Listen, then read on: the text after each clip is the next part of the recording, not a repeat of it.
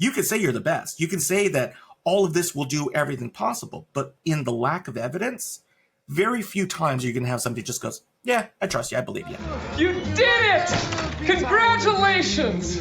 World's best cup of coffee. Great job, everybody. It's great to meet you.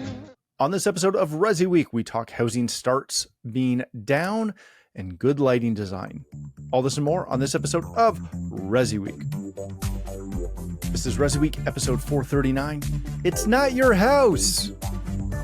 Welcome to this episode of ResiWeek. This is your weekly roundup of all the latest news and stories for the residential industry. I'm your host, Matt D. Scott for AVNation.tv, and this week I'm pleased to be joined by two of my longtime friends. First, we have Uncle Richie. It's Richard Fregosa. He's the principal at Fregosa Design. How you doing, Rich? I'm doing good, buddy. It's actually been a while since I've been able to hang on the show. So I've been with my partner in crime, Steve, over on the control side of things. I don't take it personally. That's all right. It's good to see you. I like Steve. It's fine. Then we've got Mr. Jeremy Glowacki. He's the executive editor at Residential Tech Today. How you doing, Jeremy? Doing well, Matt. I appreciate you having me on. It's a good warm-up for my brain to get back into a regular work week after, I don't know if you heard, there's a holiday that we have in the U.S. Shut up. July 4th. That was last week. So a lot of time off. Fun. Brain was kind of in a fog until just now. So hopefully I can get it kicked into gear. You'll be fantastic. Speaking of foggy outlooks, see what I did there? This comes to us from CE Pro. We're going to kick it off with this story on housing starts continue their slip in May. High interest rates continue to batter home builders as rising home prices continue to push many prospective buyers into pushing off their purchases. Housing starts dropped 5.5% from the month prior. Single family numbers specifically dropped 5.2%. In their seasonal adjusted rates, and MDUs, multifamilies, dropped 6.6% from April as well. This is obviously a U.S. number. I can tell you that the Canadian numbers are similar. A lot of this also stems from the fact that money is just very expensive right now. Rich, let me start with you. Starts are down in new home. This has been an ongoing trend for quite a few months now, if not longer than that. Resale values, resale inventory in many places is higher than it's ever been, again, in the last couple of months, even in high demand places like Texas and Florida, etc. What does this look like, and how does this relate to our industry? Or is this just another wave that we have to ride? Well, I think you're always going to have an effect in our industry because we're convenience items. And you always have to remember that. As much as we make sure that we get the message out that we're part of the construction industry, we're not part of the vital construction industry. There's a big difference when you're either rebuilding or you're purchasing a new home. You have certain expectations. You expect to have a toilet. You expect to have a refrigerator. The technology that we have is becoming more of a must-need item. But even on that side, it's still the networking side of things, where the functionality still, in terms of the industry, is on mobile. What can make mobile work better? So it's going to be all of the infrastructure that occurs within a house. In terms of kind of our bread and butter of what we were used to 20, 30 years ago, of you sell a TV and you get markup on that and you get all the speakers and everything in there, those models have changed and they can be add-ons. And so when somebody's making a decision between a Viking range or, it's something from Sears, that is where their budget's going to go. We've always had that conversation. And I mean, we've been talking about it since the inception of CEDIA, right? Which is your competition is not the other AV dealers. Your competition are all of the amenities in a home. And so when you're dealing with the slowdown in housing starts, or you're seeing a tightening of the budget, anytime you take a look at a budget, when that red line comes out, You have to know and you have to prepare yourself that you are going to be the first one on that chopping block. So a big part of what do you do with this information? If you've been in business long enough, you take the lessons that you learn from the housing meltdown. You take the information you learned from the dot bombs. You take all of these key financial indicators that put a lot of people out of business. And hopefully the people that survived learned how to retool and move through. Now, if you're a new business and things were going great and you had new housing starts and you're doing pre-wires and doing packages and everything else, you have to take a look back and take a look at your lessons that were learned beforehand. Because, just because things are good today, you'll appreciate that. But you have to consider that in construction, you're always going to be competing for some very different dollars. So what this winds up telling me, and we were actually talking about it before we were recording, is the best customer you can find is the one you already have. And so I see that when trends like this happen, successful dealers are doubling down on building out their existing customer base. They're making the extra phone call.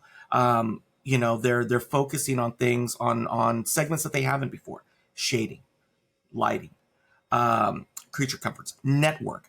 A big thing, especially here in California because of the grid, is being able to deal with battery backup and hardening your systems and hardening your networks.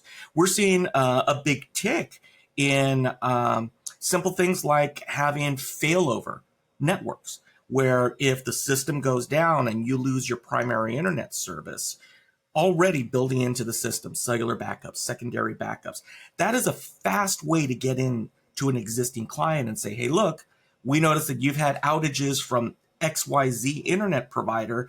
I know that you're still working from home. You're doing all of these things. Have I told you about this? And those becomes the lead-ins, because our industry more and more is less about AV. We love it. I love it. It's where my passion and my pedigree and where I fell in love with this industry came from. But, we have to start using the fact that we are technologists, and trying to sell another projector or a media room, or a distributed audio system is not going to serve you the purpose necessarily when you see indicators like this. You have to think broader. You have to think wider, because if one segment starts to dwindle a little bit, have the other segments that you're working in maintain you. And then if the other one comes up, that's great. But it's just business sense at that point. And our CEDIA market, and I love it, is built with people who are passionate about the technology. They love it. They love talking about it. They love playing with it. And at the same time, you can't let your passion override your brain. And so, this is just an indicator of, we've said it before, right? Be brutal with your weaknesses, right? Where are you weak as a company? Where are the markets that you're not maximizing in? You start doing, you just start looking for the opportunities. And I think that if you use it not as a sky is falling situation, but as an opportunity to say, hey, before things get really bad, I should be investing my time and making sure that we are expanding the breadth and width of what we do and getting your message out. And again, like I said, best time when you see new housing starts go down, start hitting your existing clients, right? Start going after the retrofit market, because there's riches in those niches. That's a good point. All right, Jeremy. This is the lowest housing start since July of 2020. Okay. As far as volume, right? It has been dropping since essentially the start of the year. Should we be looking at long-term effects yet, or is it still too early? Knowing that obviously from 2020 on, we were dealing with a lot of pandemic related stuff, right? So yes, it's the lowest, but those numbers were shockingly high through the pandemic. Are we hitting that point where we should start to be a little concerned with, the fact that housing starts have not increased more? I don't think so. I do think that you can get caught up in analyzing numbers and big trends and not look at your micro kind of community where you are and your market and focusing on what you know locally. There are opportunities everywhere in the country. You just have to go find them, like Rich was saying. They're not, this doesn't mean the sky is falling. This is just a down period. And we've had so many that are boom periods where people are artificially believing in the hype of we're going to like just make, so much money here. We can't even keep up with all this work. Well, slow down and do an assessment of what you're good at. Like Rich was saying, you're going to find ups and downs, focus on doing really good quality work, figure out a plan for your service, recurring revenue, that type of thing. Get your clients on service plans if you can. Use the ones that the manufacturers have set up. I know some of those have been controversial, but a lot of folks have used that as motivation to come up with their own version of that. And look at here it's saying MDU is down a little bit, but that's another diversity is where you get into the MDU market, you get into the light commercial market or, whatever you want to call it.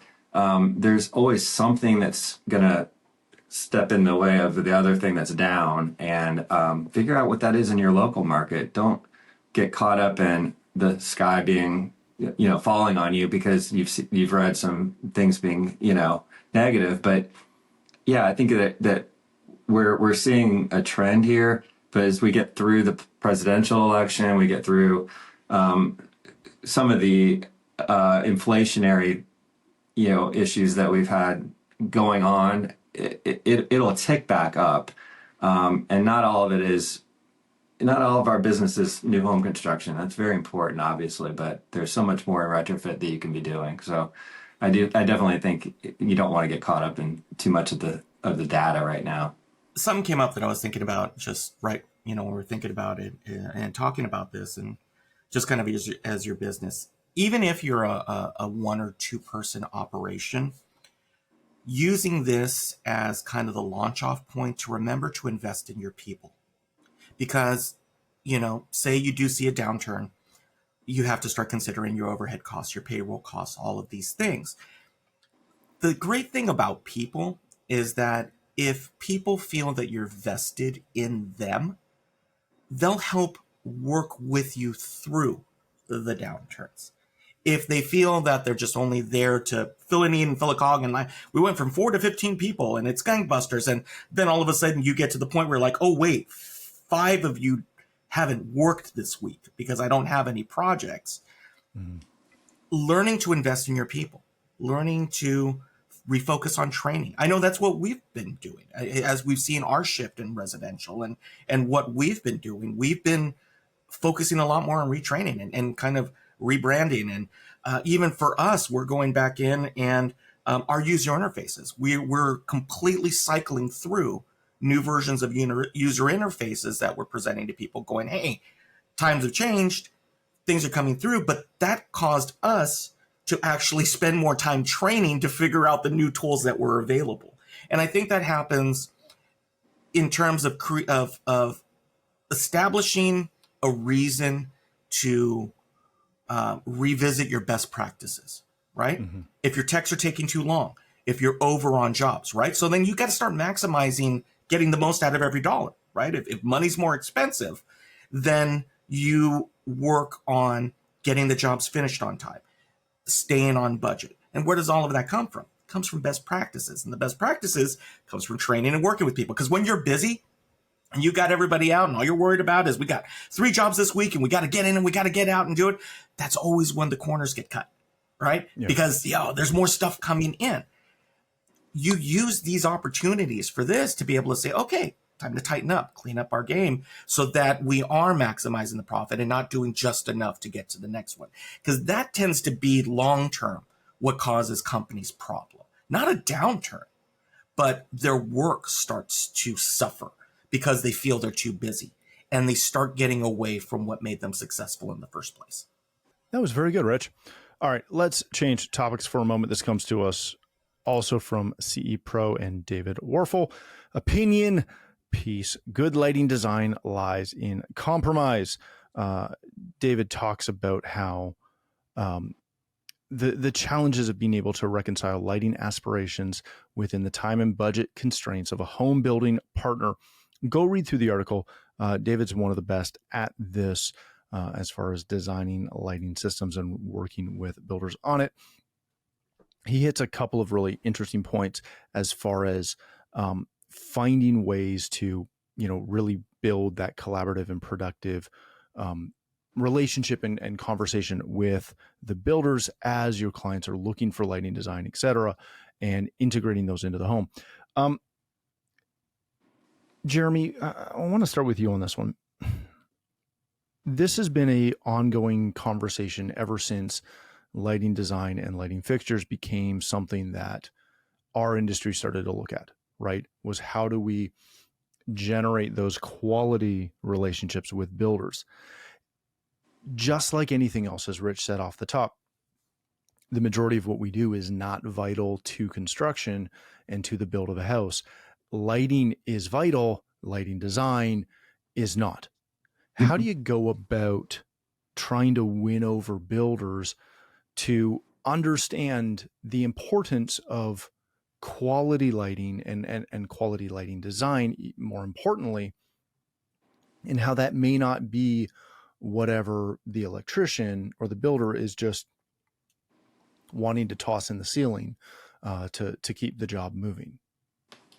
Yeah, I think there are 2 points with it. Lighting design is one thing, and just the quality of light is another thing, kind of. I mean, they're related, but you could have a lighting design which is very intricate with layers and levels and artwork being highlighted and things like that, where you really have to work with the homeowner on their plan and what they're looking for in their interior design and overall look of the home. But the quality of light just alone, if all you were doing was putting can lighting in with higher quality LED, is an improvement over what your typical builders are putting in still to this day. Like, obviously, what has been the production builder quality for years has been pretty inferior in terms of placement.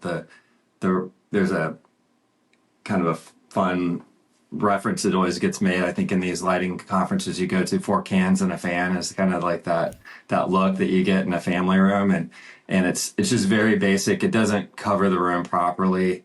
It just gets the builder through a layer of the process at a very basic level. And so getting, I guess, the buy-in from the homeowner themselves is really important.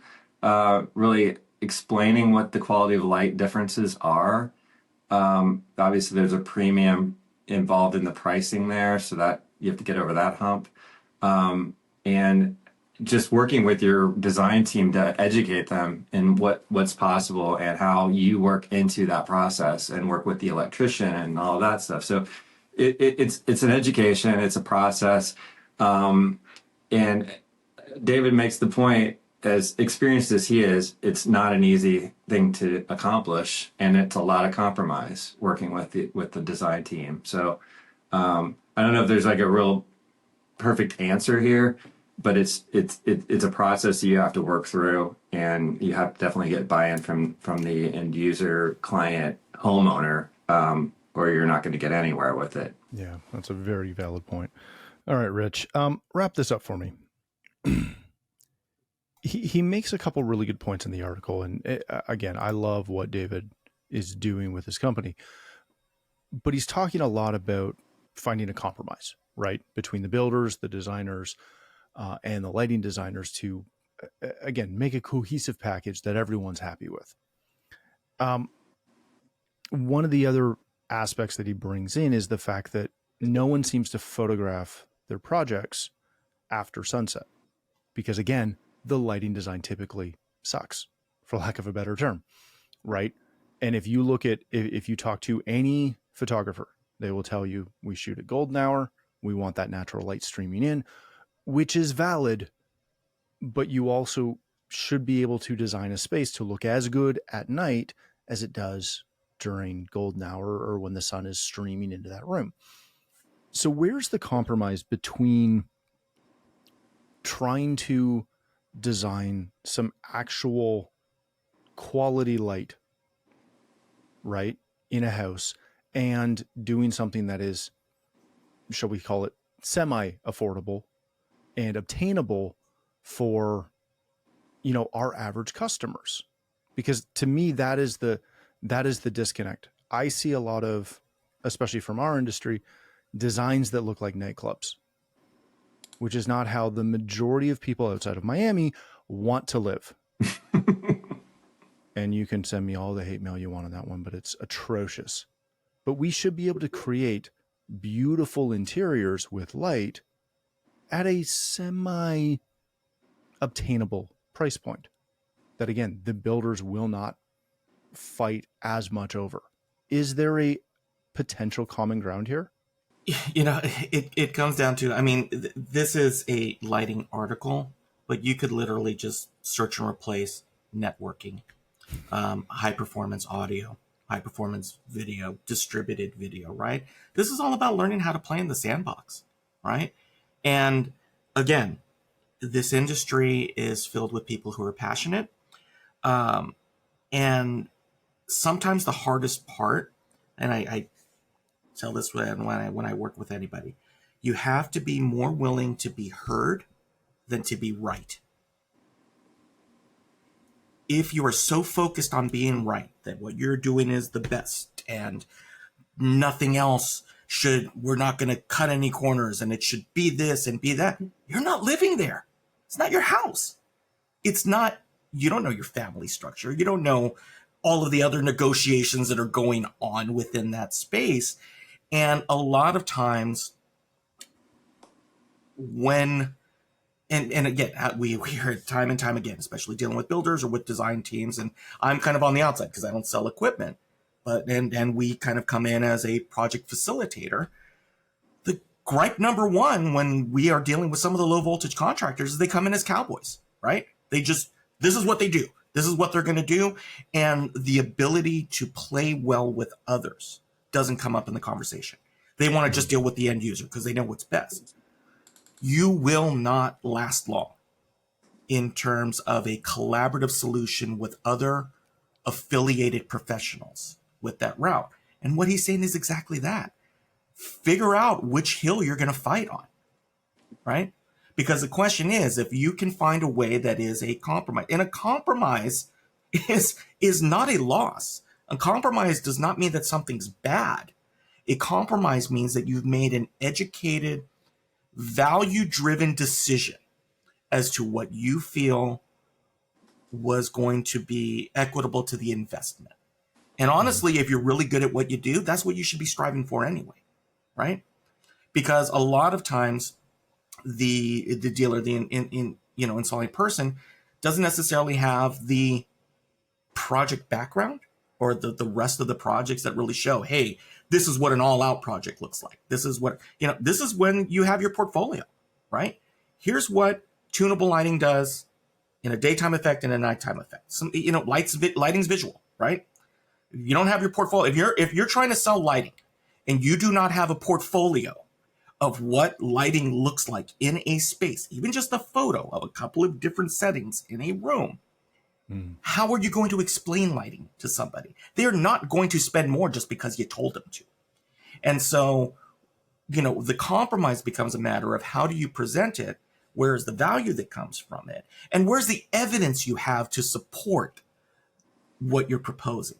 And that's really what he's talking about, which is create evidence, right? You can say you're the best. You can say that all of this will do everything possible, but in the lack of evidence, very few times you're going to have somebody just goes, yeah, I trust you. I believe you.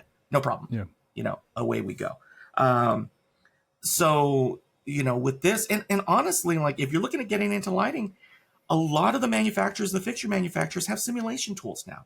You can do AR work with it. You can, again, invest in your tools, right?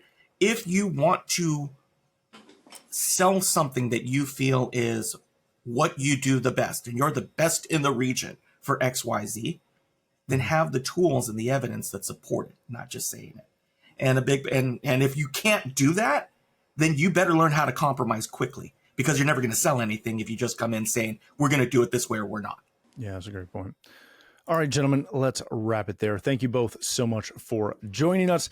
Jeremy, if people want to connect with you, learn more about residential tech today, or find your podcast, where can they do that? Yeah, just visit restechtoday.com, and you can find our podcast on there as well. And find us on YouTube as well if you want to subscribe to that channel. And check out our newsletter. We come out twice a week, so you can keep up with the news as well. So thanks again for having me on. Appreciate it. Always. Thank you for being here. Uncle Richie, if people want to connect with you, learn more about Fregosa Design, or catch your podcast as well, where can they do that? You can find us on the interwebs, on the socials at our Fregosa. The website's fregosadesign.com.